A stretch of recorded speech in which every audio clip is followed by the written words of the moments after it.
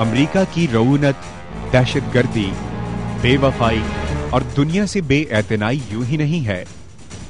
इसके पीछे उसकी वो साइंसी ताकत है जिसमें एटम बम एक हकीर हथियार होकर रह गया है। इसके साइंसदान हम वक्त तबाहकुन इजादात में मशगूल हैं। इन तजुर्बात में मौसमों का हेर फेर, आबो हवा की इस्लाह,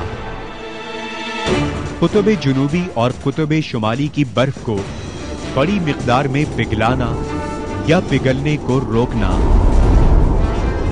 ओजोन की तहों को तराशना, समुद्री लहरों को काबू करना,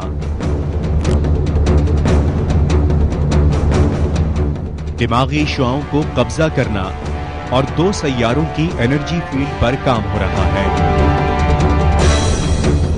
इसी वजह से 1970 में बजंस्की ने गलत नहीं कहा था कि वो दुनिया की ताकत के महवर को अमेरिका ले गए हैं और अब कभी यूरोप, एशिया में नहीं आने देंगे। उन्होंने ये भी कहा था कि ज्यादा काबू में रहने वाली और हिदायत के मुताबिक चलने वाली सोसाइटी अमरीकी टेक्नोलॉजी की तरक्की की वजह से उभरेगी और मुआशरा या इस कुर्राए अर्ज के लोग उन लोगों के हुक्म पर चलेंगे जो ज्यादा साइंसी इल्म रखते होंगे। ये आलम लोग रिवायती और मुनाफकाना या बेतासुबी से कतई नजर अपने जदीद तरीन टेक्नोलॉजी को सियासी अजाइम के हुसूल के लिए बरूएकार लाने से गुरेज नहीं करेंगे और अवामी आदतों, मुआशरे की कड़ी निगरानी और काबू में रखने से भी दरेग नहीं करेंगे। जिस सूरत पर काम किया जा रहा होगा उस पर तकनीकी और साइंसी मयार और मिकदार मुतहर्रिक की जाएगी।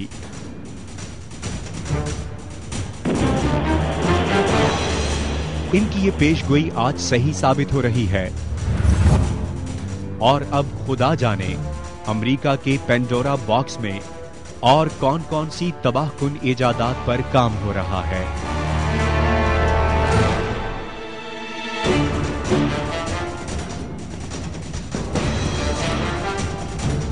कई दूर अंदेश मुहक्किकीन का ख्याल है कि हार्प अमेरिकी फौज का एक ऐसा प्रोग्राम है जो कि 2022 तक तमाम दुनिया में अमेरिकी तसर्रुफ को यकीनी बनाने में इस्तेमाल किया जा सके, यानी मौसमों, इंसानों और मवासलात पर काबू पाकर हर शख्स को अपने हिसार में कैद कर लेना।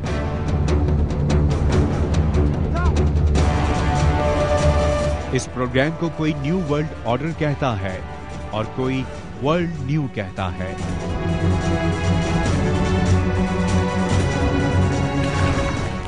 अमेरिका का मंसूबा तो हमेशा से एक ही है, जिस दिन से अमेरिका की बुनियाद पड़ी थी कि they want to rule the world. अगर तारीख में जाएं तो ये भी पता चल जाएगा कि अमेरिका किन लोगों ने आज़ाद करवाया था, उनके क्या मकासद थे।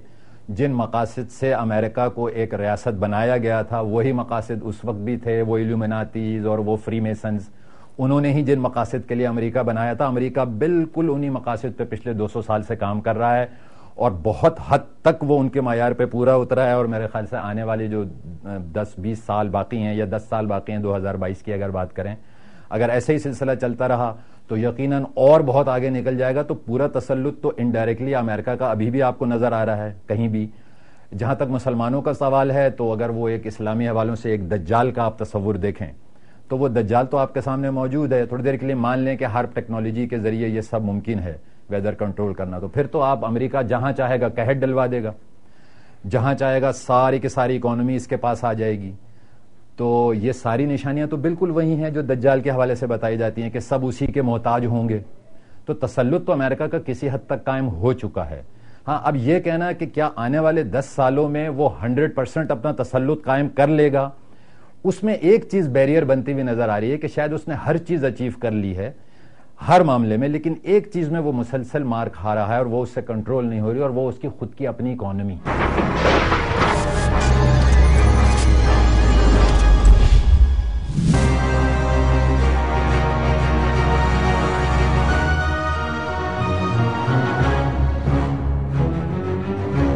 That it wasn't supposed to be. I think that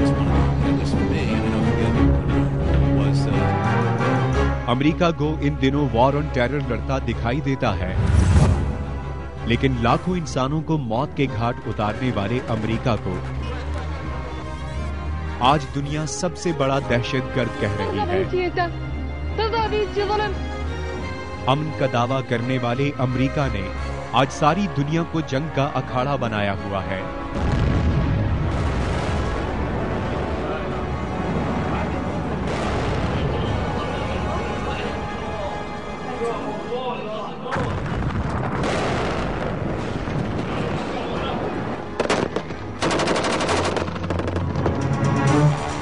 दुनिया का सबसे पहला एटम बम भी अमेरिका ने बनाया था और किसी मुल्क के खिलाफ एटम बम का जुनूनी इस्तेमाल भी अमेरिका ही ने किया था।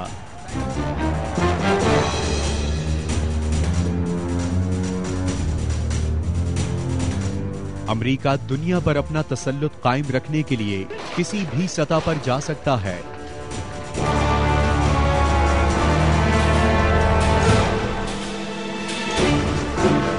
इसीलिए वो नित नए साइंसी तजुर्बात कर रहा है, ऐसे तजुर्बात जो इंसानियत के लिए शदीद तरीन खतरा है।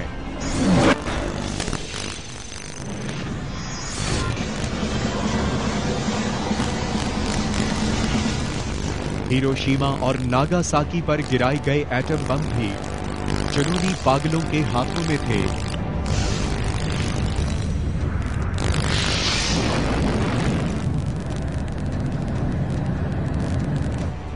और आज भी मौसमी तगय्युर पैदा करने वाली इजादात के मोहरे शैतानी हाथों में हैं।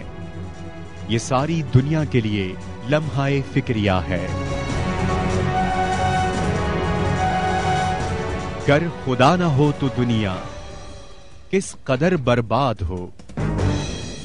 पागलों के हाथ में हैं सब मशीनों के बटन।